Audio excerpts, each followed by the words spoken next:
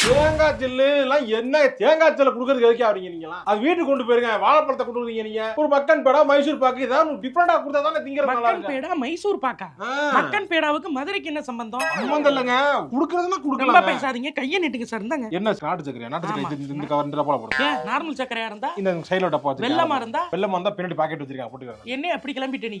அவன் வாங்கிட்டு வந்ததுன்னா எல்லாரும் குடுக்குறீங்க. சாமிக்கு நைவேத்தியம் வச்சு படைச்சு குடுக்குறது அது. இப்படி திங்கிறதுக்கு வீட்டுக்கு எடுத்துட்டு போய்க்கிறீங்க. வீட்டுக்கு எடுத்துட்டு பிரசாதம்னா பிரசாதம் தான் குடுக்குறீங்க. இல்ல உங்களை பார்த்தா அப்படி பிரசாதம் வாங்குற மாதிரி தெரியல.